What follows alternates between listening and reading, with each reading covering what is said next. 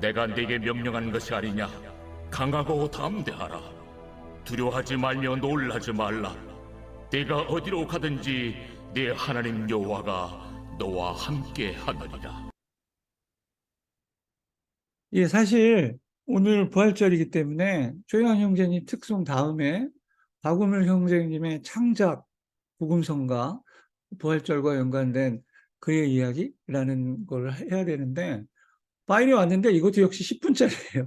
그래서 이것도 그 뒷담화 시간에 같이 한번 들어보는 걸로 하겠습니다. 자, 오늘 담화는 스테파니장 자매님의 왜?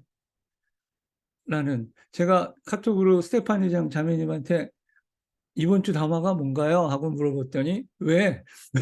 뭘 하려고 왜 물어봐? 이렇게 답해서 깜짝 놀랐는데 오늘 제목은 담화 제목은 왜입니다. 예. 네, 오늘 담화 제목이 왜인가? 이제 제가 말씀드리겠습니다.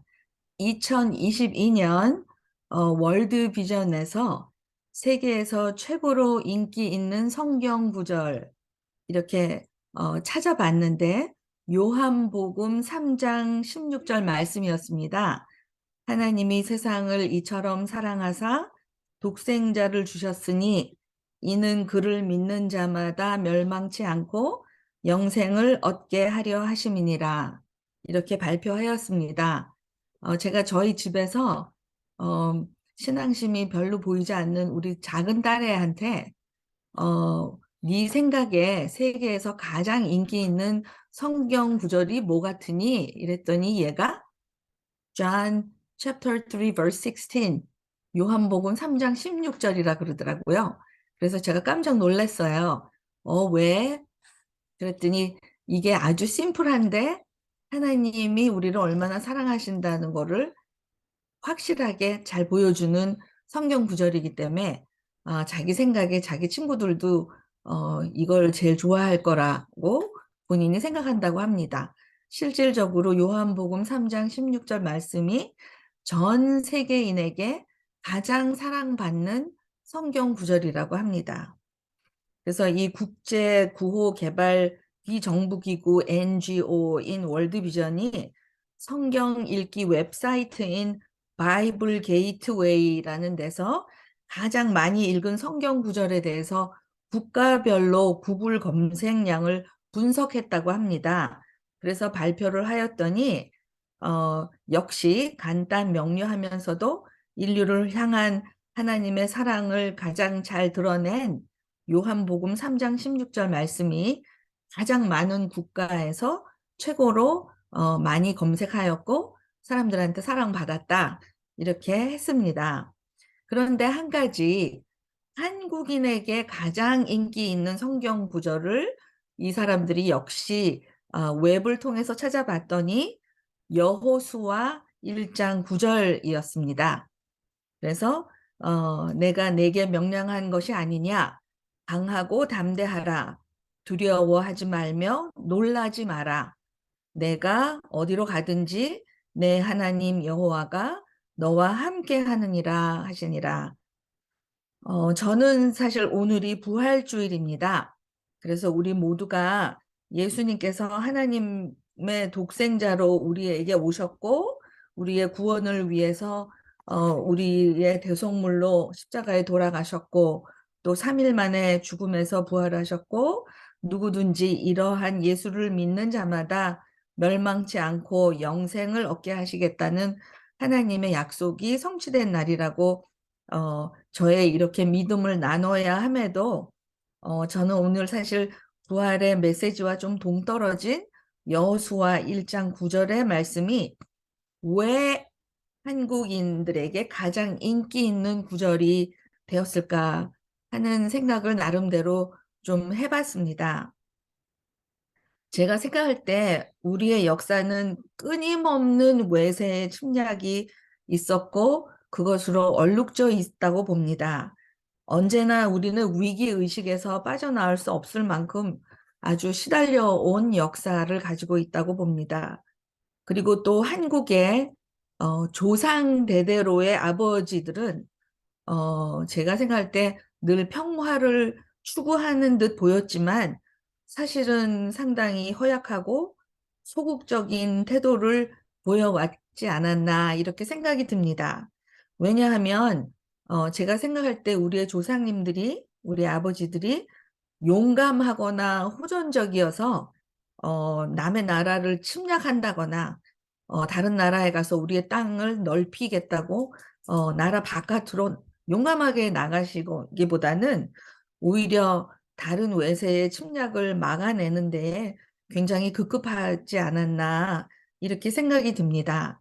그리고 또 우리 가까운 시간을 볼 때 우리가 외상후 스트레스, 그러니까 일본의 그 치하에 또는 우리의 6.25를 통해서 굉장한 심리적인 압박감을 다 받게 되었는데, 이러한 그 스트레스 장애를 안으로 내재시키고 오히려 그 전쟁이나 또는 자연재해 사고 등의 이렇게 심각한 사건을 경험한 후에 거기에 대한 공포감을 가지고 또 지속적인 재경험을 하면서 고통을 느끼고 거기서 벗어나기 위해서 에너지를 소비하게 되는 이러한 장애가 있어서 그런 것이 사회생활에 부정적인 영향을 끼치게 되기도 했고, 또 전에 우리가 한번 우리의 삶에 가장 힘들었던 시간들을 서로 나누었던 적이 있었습니다. 그런데 그때 제가 아주 놀랍게도 많은 분들께서 그 아버지의 가족에 대한 어떤 폭력성, 이런 것들이 힘들었다고 우리가 나누었던 기억이 있습니다. 그래서 제가 생각할 때는 이렇게 아버지들은 어, 좀 가족에게 오히려 좀 폭력적이었고 책임감이 없는 삶을 더 많이 살았다고 우리가 생각하지 않은가 이런 생각을 해봅니다. 그러다 보니까 우리가 좋아하는 이 성경 구절의 말씀처럼 우리를 보호하시고 책임지시고 늘 우리와 함께 하시는 이런 무한한 신뢰를 보여주시는 하나님의 모습에 우리의 한국 사람들이 어, 너무나 큰 의지심을 가지고 신뢰하고 있지 않는가 이런 생각이 들었습니다. 우리가 약할 때에 하나님께서 강하게 만들어 주신다.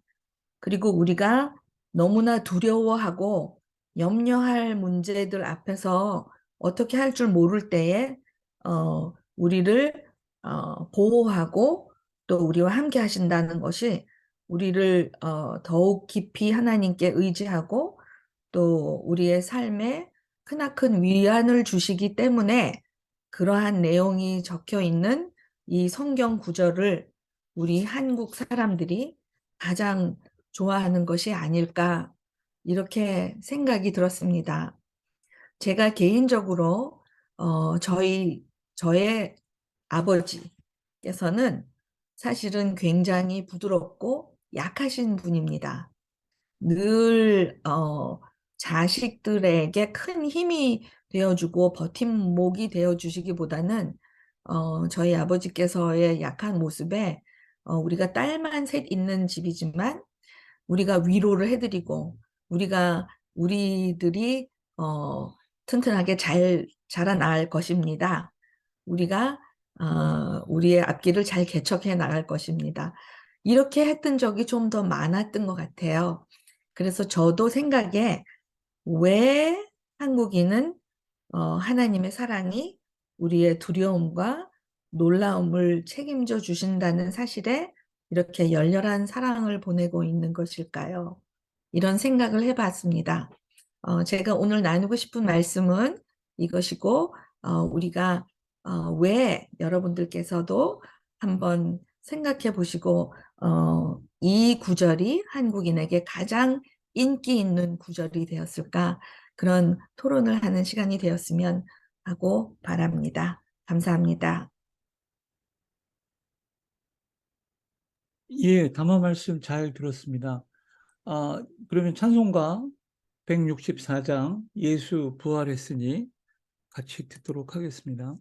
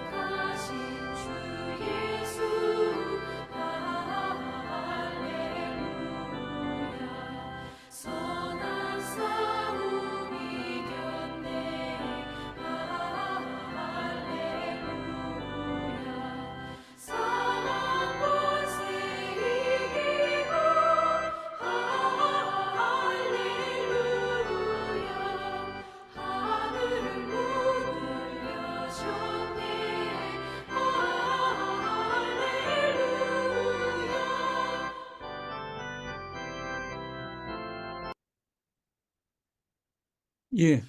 자, 그러면 오늘 스테파니 장 자매님의 담화 외에 대해서 하실 말씀이 있으시거나 또 담화 소감, 또 의견 있으신 분들은 말씀해 주시기 바랍니다.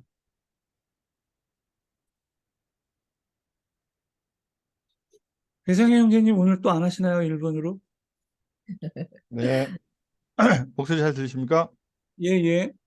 한국 사회가 그 자살률이 1위라고 하지 않습니까? 그거는 이제 다 아시는 사실인데, 그 주변에는 상당한 어떠한 두려움들, 그다음에 두려움 말고도 뭐 여러 가지 다양한 이유가 있겠죠. 그리고 저 개인적으로도 저는 우울증 약을 좀 복용을 하고 있는데요. 그 불안한 마음들이 올라올 때, 저도 그 여호수아서의 그거를 만트라 형식으로 계속 그 증언을 했거든요. 그러니까 이게 제가 봤을 때 한국의 어떤 시스템의 문제에 의해서 사람들이 그 공포의 에너지를, 두려움의 에너지를 서로 공유하고 있는 부분이 한국이 좀 너무 많다. 그래서 아마 그렇지 않느냐, 이런 생각이 올라왔습니다. 감사합니다. 예, 최고의 약은 구약과 신약이라는 얘기가 있는데, 우리 배상혜 형제님도 좋은 약을 잘 드신 것 같습니다. 다음 또 말씀하실 분 계신가요? 우리 강정열 형제님 또 오늘 오랜만에 나오셨는데 뭐 하실 얘기 없으신가요? 마이크 켜셔야 돼요. 마이크 꺼졌어요. 강 형제님, 강 형제님, 마이크 부탁합니다.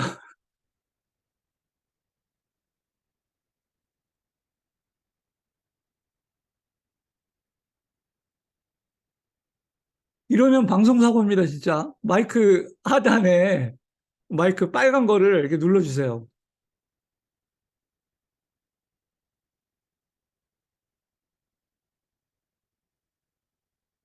좀 이따 하겠습니다, 그러면. 예. 공부하고 계셔서 마이크 켜는 거 보시고요. 연구하시고요. 다른 분 또 안 계신가요?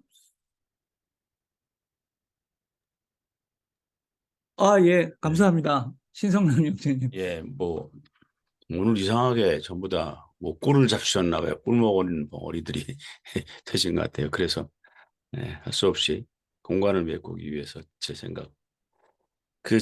왜 그 말씀이 가장 그 대중적으로 널리 그렇게 유통이 되게 됐나? 뭐 시장 언어로 말하면 전 이런 생각을 해봤습니다. 뭐 그런 생각. 그 인류 역사 이래 어떤 문화권이든지 다 그 종교 신앙이 있잖아요. 근데 이제 그 기본적인 베이스가 뭘 좀 의지하고 보호받기를 원하고 하는 그런 거 아니에요? 어떤 토템부터 시작해서 모든. 난 그런 인간의 심리를 가장 세련되게, 가장 고급지게, 가장 완벽하게 표현된 구절이 그게 아니었나 싶어요. 바로 그 구절이. 그래서 자연스럽게 그 구절이 가장 모든 인류 모든 어떤 문화권 모든 걸 망라하고 가장 편안하게 잘 억셉트 된 게 아닌가 저는 그런 생각이 들었습니다. 예. 다음에 우리 신성남 형제님. 예. 예, 아, 오늘 그 제목이 아주 강렬했죠. 왜? 그 제목만큼이나 내용도 짧은 시간에 강렬하게 전해주셨습니다. 감사합니다. 우리가 사실 왜에 관심을 가지고 늘 살아야 되는데, 보면은 어떻게 관심이 더 많아요. 그러니까 뭐, 어떻게 살아야 되냐, 뭘 어떻게 해야 되냐, 우리 모임도 어떻게 나가야 되냐, 내 직장에서도 어떻게 뭘 해야 되냐. 사실 그거보다 근본적인 문제는 왜죠? 내가 지금 왜 이걸 하고 있나? 어, 교회 헌금도 어떻게 해라, 11조도 어떻게 하라, 주일 성수도 어떻게 하라, 뭐 예배 참여도 어떻게 하라, 뭐 어떻게 how 사후에 대한 그 지침은 참 많이 내려옵니다. 그런데 내가 이게 헌금을 왜 하고 있는 건가? 예배는 내가 왜 참석하고 있는 건가? 11조는 왜 해야 되지? 주일 성수 왜 해야 되지? 이 왜에 대한 질문이 좀 부족할 때가 있는 것 같아요. 그래서 우리 사는 것도 뭐 어떻게 사냐는 그런 얘기들은 많이 하는데 왜 사냐 그러면 이게 답답해집니다. 어, 그래서 이 궁극적으로 우리 삶의 목적, 어떤 모임의 목적, 또 내가 하는 행동의 목적 이런 데 대한 성찰이 늘 필요하다. 그 성경을 보면 어떻게에 대한 얘기도 많이 있지만 왜 사냐에 대한 질문도 계속 던지고 있는 것 같습니다. 오늘 말씀 잘 들었습니다. 예, 감사합니다. 우리 강종렬 형제님 예, 드디어 성공하셨네요. 제 마이크 소리가 키시. 들립니까, 이제는? 아, 예, 이제 아, 들립니다. 이거 하다가 노트북으로 바꾸놓으니까 이게 좀 잘 안 돼서 그렇습니다. 우리가 살아갈 때는 이유가 있고 또한 원인이 있거든요. 살아가야 할 그 원인과 살아가야 할 이유가 있는데 어떻게 사느냐 굉장히 중요한 문제 아닙니까? 그죠? 그보다 더 중요한 것이 왜 사느냐 그것이 더 문제가 크다고 저는 생각을 합니다. 그 왜라는 것은 잘못 인식하면 반항적인 말이 되고 또한 그걸 따져 들려고 하는 그런 단어로 인식할 경우가 있는데 우리가 늘 살아가면서 왜라는 단어를 늘 인식하면서 살아야 된다고 생각하거든요. 그래서 저는 이 왜라는 단어를 아까 말씀 전하신 분의 성함은 기억 못 하겠습니다만 여하튼 그분처럼 늘 너는 생각하고 있고 강의를 한 번씩 나가도 이 왜라는 단어를 굉장히 많이 씁니다. 왜 이렇게 해야 되느냐, 왜 저렇게 해야 되느냐 이런 것을 많이 이야기하고 하는데 정말 그 살아갈 이유보다는 우리가 왜 사느냐가 그에 대한 목적이 있고 우리가 살아가는 데 목적을 우리가 발견할 수 있고 그 목적을 찾을 수 있는 길이기 때문에 왜라고 늘 질문을 하면서 살아가야 된다 이렇게 생각합니다. 예, 감사합니다. 예, 우리 강종렬 형제님은 오신 지 지금 두 번째인데, 뭐, 처음 오신 분 같지 않지, 한 1년 다니신 분처럼 아주 말씀을 감사합니다. 충분히 우리 멤버들의 자격이 있으신 것 같습니다. 다음 또 말씀하실 분 계신가요? 이병석, 우리 형제님, 예, 말씀해 주십시오. 네, 오늘 여러분들께서 말씀하셨듯이 왜라는 질문을 저도 참 좋아하는 말이거든요. 미국 학생들에게도 늘 주장하는 말이 question mark를 해라. question mark를 하지 않는 한은 답을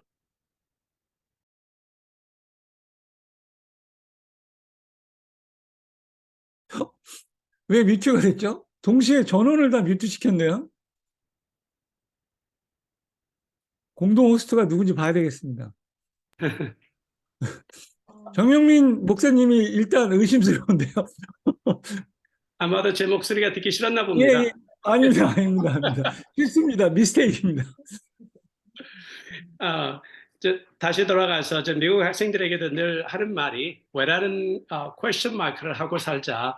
그렇지 않으면 우리는 정답을 찾을 수 없다. 우리는 공부하는 사람처럼 살자. 그래야 배워야 된다고 얘기하는데요.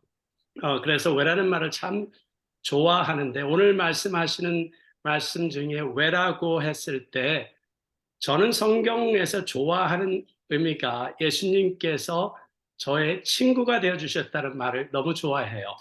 나의 친구. 이 말씀 역시도 저는 친구라고 표현을 해요. 하나님이 나와 함께 하시겠다고 약속하는 친구의 약속, 하나님이 나를 친구처럼 대해 주시겠다는 그러한 말씀이라고 생각하기 때문에 언제나 뭘 생각할 때 예수님이 나와 함께 하시지 나의 친구, 나의 동지, 나와 함께 하시는 나의 벗이라고 생각할 때 가장 기분 좋은 말이 아닌가 싶어서 저는 여기에서 찾아볼 때 가장 기분 좋은 말, 한국 사람이기 때문에가 아니라 저는 성경에서 가장 좋은 말 중에 하나가 요한복음에서도 마찬가지지만 나와 함께 하시겠다고 약속하시는 하나님의 말씀, 친구라고 생각하기 때문에 저한테는 왜라고 물으시면 친구이기 때문에 라고 답변하고 싶습니다. 예, 너무 훌륭한 말씀 잘 들었고요. 다음에 최요한 형제님. 예, 저희 집에는 어렸을 때 이 여호수아 1장 9절이 족자로 이렇게 걸려 있었어요. 집에 항상. 그 옆에는 예수님 사진 걸려 있었고 또 뭐 여러 가지 사진이 많이 걸려 있었는데 그 가운데 족자로 걸려 있던 것이 여호수아 1장 9절이었습니다. 담대하라 두려워하지 말며 놀라지 말라 내가 어디로 가든지 내 하나님 여호와가 너와 함께 하느니라는 말씀을 늘 보고 눈으로는 이렇게 보는데 그때 맨날 드는 생각이 왜입니다. 왜? 그런데 왜 우리 집은 맨날 이렇게 아버지는 전두환이 잡아가고 맨날 고문당하고 수배당하고 대학교 가서는 저도 막 쫓겨다니고 그랬지? 왜 그러지? 하나님이 지켜주신다며? 하나님이 지켜주신다며 왜 약속 안 지켜? 이 의문이 저한테 끊이지 않았고요.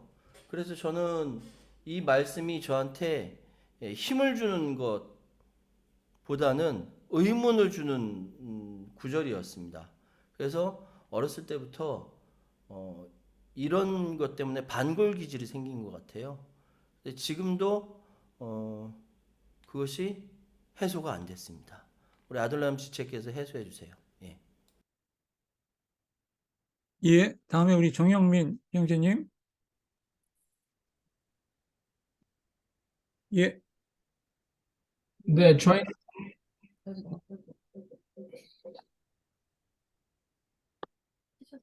네, 저희는 좀 됐습니다. 시간이 걸립니다. 왜냐하면 바로 옆에 앉아서 마이크가 하울링이 네, 지금은 잘 들리는 것 같은데요.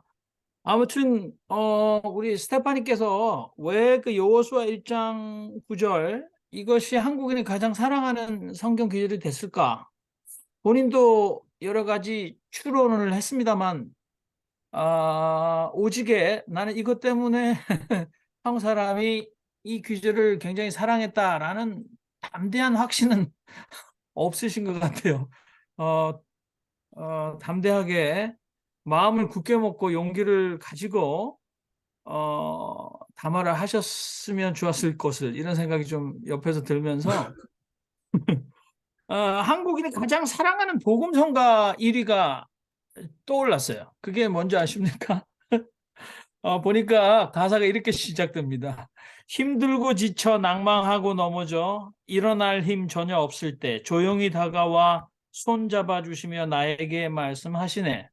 나에게 실망하며 내 자신 연약해 고통 속에 눈물 흘릴 때에 못자국 난 그 손길 눈물 닦아주시며 나에게 말씀하시네. 그때 무슨 말씀하실까요? 너는 내 아들이다. 오늘날 내가 너를 낳도다. 예, 뭐 여성분들도 이거 좋아해요. 뭐 남아선호 사상이 있는 건 아니고 아까 스테파니 장이 아버지들 특히 굉장히 아버지로부터 우리가 고통을 그대로 물려받았다. 그렇게 얘기했잖아요. 근데 오늘 이 그 한국인이 가장 좋아하는 복음 성가에도 아버지 얘기가 나옵니다. 딸은 안 나오고 너는 내 아들이라 오늘날 내가 너를 낳았도다. 그래서 십자가 고통으로 너를 낳았다 이런 얘기가 나오는데 저는 이제 스테판이랑 한 이틀 전에 밤을 새워서 새벽 3시까지 그 넷플릭스에서 나온 비프 소고기죠 비프 그 드라마가 10회로 돼 있는데 그걸 하루 저녁에 다 볼 수밖에 없었어요. 미국에서 있는 그 영어권 2세 거기 보면은 뭐 제가 얘기가 길어져서 빨리 또 잘릴 것 같은데요. 한국인, 일본인 부모, 한국인 부모, 중국인 부모가 나오고 일본인 2세 그리고 중국인 아내 그리고 한국인 형제가 나오는데 그 부모들이 던졌던 그 감정, 상처 고스란히 그들의 삶에 나와서 굉장히 깊은 그래서 deeply disturbing 굉장히 그러니까 우리 마음을 굉장히 쥐어 흔들어 내거든요. 그래서 저도 딱히 이렇게 힘을 내고 용기를 가져라. 무서워 떨지 말아라. 내가 어디로 가든지 야훼가 너를 떠나지 않겠다. 마음을 굳게 먹고 용기를 가지라 하지 않았느냐. 조금도 두려워하거나 무서워하지 말아라. 그러니까 보호자 부재의 상황이었을까요? 우리는 그렇게 우리를 보호해 줄 누군가를 국가든지 사회든지 이웃이든지 선생이든지 종교적 선생이든지 우리를 지켜주고 보호할 자를 그렇게 강력하게 찾지 않았을까라는 확신이 제 속에 계속 일어나고 있습니다. 죄송합니다. 이상입니다. 아닙니다. 안 죄송합니다. 너무 좋은 말씀 잘 주셨고요. 처음에 말씀 시작하시는데 저는 좀 속이 덜컥 내려앉았습니다. 아, 저렇게 얘기하다가 밥은 얻어먹을 수 있을까? 뭐 이런 생각이 들었는데, 예. 다음 또 하신 말씀 있으신가요? 우리 김용재 형제님, 예, 늘 담화 시간 이후 토론 시간에 형제님의 그 고견을 늘 기대하고 있는데, 오늘도 좀 말씀해 주시죠. 글쎄요, 뭐 다만 너무 좋았고요. 당분간 그 근신하는 마음으로 좀 조용히 지내야 될 것 같아서 특별히 덧붙일 말씀은 없습니다. 끝입니까? 예. 저번에 박정섭 자매님이 카톡에 올린 글을 보고 힘이 상처를 입으신 것 같아요. 예. 또 다른 분 안 계신가요? 하실 분들은 다 말씀을 했는데, 또 이렇게 또 시간이 남을지 꿈에도 생각 못 했습니다. 진행상. 예. 예, 안미자 자매님.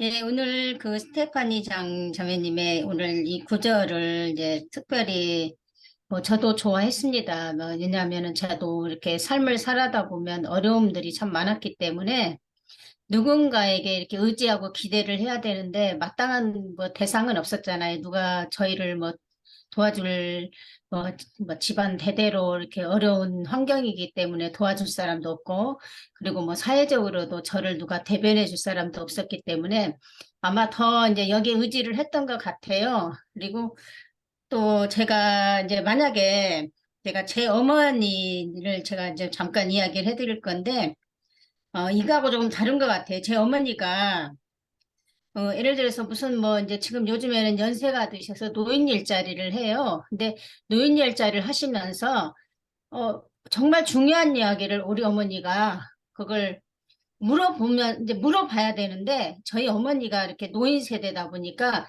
이게 아마 우리 한국 사람인지 그건 잘 모르겠어요. 우리 한국 사람들이 그렇게 어르신들이 그렇게 살아왔는 건지는 모르겠는데, 정말 물어봐야 될 때 물어보지 않고 꼭 나중에 와서 그거 어떻게 해야 되지? 항상 이렇게 해요.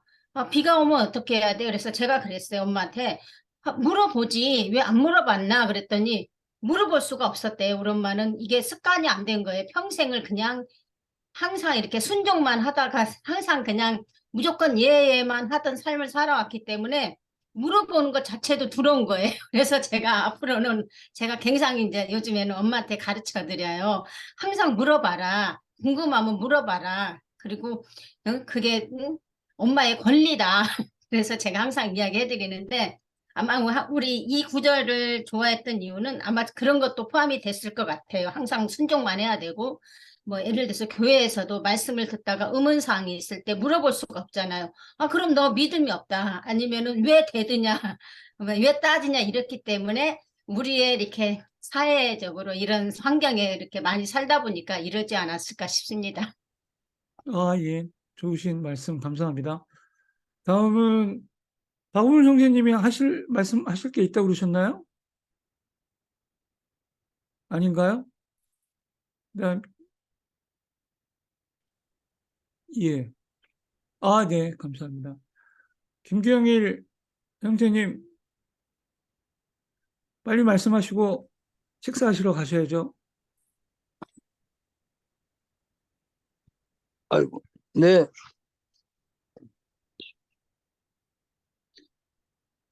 제가 오늘 말씀 들으니까 또 아버지 생각이 나는데, 저희 아버지가 굉장히 폭력적이었어요. 그래가지고, 저는 솔직히 때릴 때도 없을 정도로 조그만데, 한나 이제 얻어맞고 이랬는데, 그 폭력성이 나중에 제가 이제 그 어른이 되니까, 제 주변에 또 폭력을 많이 휘둘러가지고, 또 군대도 또 잘못 갔고, 이래가지고, 하여튼 자식을 키우다 보니까 중학교 1학년 때 아이하고 뭔 얘기를 하다가 제가 그 의자, 그 단단하게 만든 유치원 의자로 애를 때렸는데 이게 애가 피했기에 망정이지 그 애를 죽일 뻔했어요. 그래서 제가 그때 느낀 게 이게 솔직히 뭐 애를 죽일 만큼 그렇게 뭘 한 건 아닌데 내가 왜 이랬을까? 제가 그냥 그 중학교 1학년 때니까 영어 성경에 나오는 구절 하나씩 외워와라 이랬는데 그게 신경 쓰여가지고 공부가 안 된다 그래가지고 그 말 듣고 야 임마 영어 성경 구절 하나 못 외우냐 이래가지고 애를 이제 살인을 할 뻔한 거예요. 그때 제가 느꼈어요. 이게 뭔가 내 안의 분노가 아이에게 이렇게 투사되는구나 하는 걸 그때 처음 깨달았어요. 그래서 야 앞으로 아빠는 너 안 때린다. 이제 그러니까 이제 아들이 진짜 때리나 안 때리나 약도 올리고 엄청 실험을 하더라고요, 저를. 그래가지고 이제 그 뒤로는 뭐 아빠가 안 때리는 거 알고서는 이제 친구가 됐어요, 친구가. 아들하고. 그래가지고 어떤 때는 아들이 아버지 같고 제가 오히려 아들 같은 이런 상황이 벌어지는데 항상 아들이 충고를 해요. 아버지 그 성질 안 버리면 안 된다고. 여러 사람 다친다고. 근데 아마 그 아버지의 그 폭력성이 이게 정말 평생을 지배하는 것 같더라고요, 보니까. 이게 정말 자식은 이렇게 하면 안 되나. 옛날에 한번 장모님이 저보고 그러더라고요. 아니, 그 애가 때릴 때가 어딨다 그 애를 때리고 있냐고. 그 장모가 울면서 말린 적이 있는데, 그런 것이 참, 뭐랄까, 그 전쟁을 겪은 세대가 갖고 있는 그 폭력성, 항상 그 총구 앞에 노출되어 있는 그 형편, 우리나라 사람들이 그게 아마 가족에게 그런 식으로 투사가 되지 않았을까 그런 생각이 들고 폭력을 휘둘러서는 안 되는데 이제 아들은 안 때리는데 이제 신학원 학생 때 또 신학생들 그렇게 많이 패가지고 걔네들이 지금까지 복수를 해요. 걔네들이 다 신부가 됐기 때문에. 예? 그래서 제가 이건 참 너무나 이게 하여튼 폭력성이 쉽게 가라앉지 않는구나. 지금도 나이가 이제 70이 됐는데 여전히 내 안에서 일어나는 폭력성과 계속 싸우고 있는 저를 발견하게 됩니다. 하여튼 거기까지만 얘기하렵니다. 예, 감사합니다. 이제 뭐 거의 막바지가 됐는데요. 우리 박성배 형제님 뭐 하실 얘기 있으시면 하시고 없으면 넘어가고요. 예. 저 안 시켜주면 서운할 뻔했습니다. 예, 잘 됐습니다. 농담이고요. 이 여호수아 1장에서부터 9장까지 이 이야기 중에서 마지막 구절이 이제 핵심적인 것으로서 이제 우리가 많이 듣고 하는데요. 저는 이런 생각이에요. 왜 이게 인기 있었을까? 한국 사람들에게. 아까 잠깐 그 담화에서 비쳤듯이 우리나라 특성상 이제 외세의 침략이라든지 이런 그 너무나 짓밟히면서 삶을 많이 살아왔지 않았을까? 이스라엘의 그 민족처럼 따로 어떤 독립적인 그런 일들을 많이 우리 민족이 해야만이 자주적인 일들을 성취할 수 있지 않나 이런 취지에서 우리 이 한국 사람들이 이 그 구절을 좀 더 좋아하지 않았을까 이런 생각을 하거든요.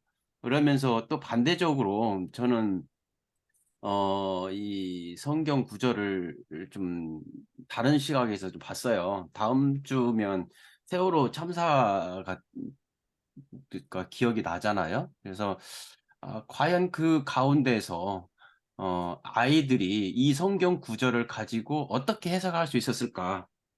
그런 생각. 너와 함께 한다고 그랬는데 그 당시에도 함께 했었을까? 라고 질문을 희생자 중에 한 명이 했다고 치면 뭐라고 대답했을까 그런 생각을 하면서 참 이 구절을 그때 굳이 그때로 받아들이기에 너무 참 과분하고 힘든 성경 구절이 아닐까 이런 참 교차되는 교차되는 그런 생각을 했습니다. 예, 이상입니다. 예, 감사합니다. 지금 참여하신 멤버를 보면 보기 좋은 게 새로운 멤버 5명이 지금 계세요. 배상혜, 강종렬, 이병석, 신현준, 서백진 형제님까지 오셨는데 신현준 형제님이나 서백진 형제님 뭐 할 말씀 있으시면 해주시고 없으면 이따 인사 시간에 얘기하도록 하겠습니다. 신현준 형제님 없나요? 네, 없습니다. 없습니다. 너무 반갑습니다. 얘기해 주셔서. 예, 이승용 형제님, 마이크가 꺼졌습니다. 마지막으로 말씀해 주시죠. 네, 고맙습니다. 저는 그 인간의 본능이라는 그 단어가 좀 생각이 났고, 신앙을 가지는 이유의 구절이라고 생각합니다. 그 어떤 면에서는, 사람이 전혀 예측할 수 없는, 그렇지만 나에게 일어날 수 있는 일이다라는 걸 알기 때문에, 그런 기원을 하는 것 같다는 생각이 들고, 그거는 어떤 다른 신앙이나 어떤 인간에게 인간이 해결해 줄 수 없는 부분이기 때문에 아마 신에게 그런 의존하는 의미로 신만이 해결해 줄 수 있다라는 그런 의미가 아닐까 그렇게 생각합니다. 저도 일을 하면서 택시 일을 하지만 운동선수처럼 몇 분의 1초 상관으로 사고가 나고 그것은 내가 예측을 전혀 할 수 없고 누구가 도와줄 수 없는 부분이기 때문에 저는 매일 그런 부분을 많이 느낍니다. 항상 느끼고 제가 출근을 할 때는 일을 하기 시작하기 전에는 항상 기도를 하고 오늘도 무사히 사실입니다.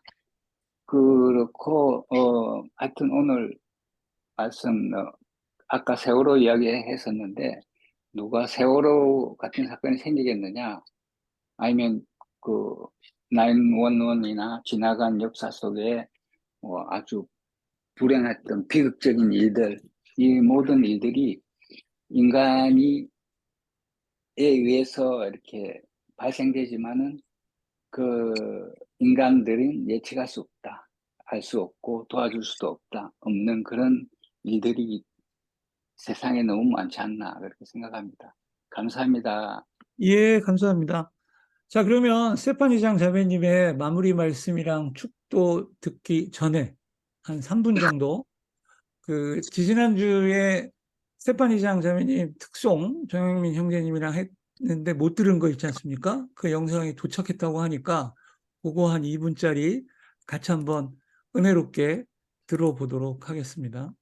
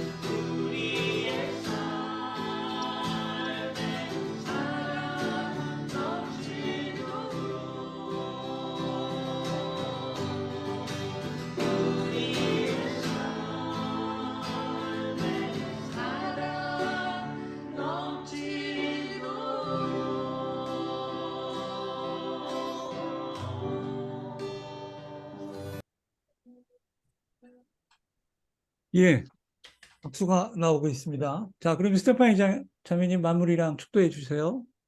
네, 제가 왜라고 하고 나눈 말씀들과 또 여러분들께서 생각하시는 어떤 이 구절에 대한 말씀들을 너무 감사히 잘 들었습니다.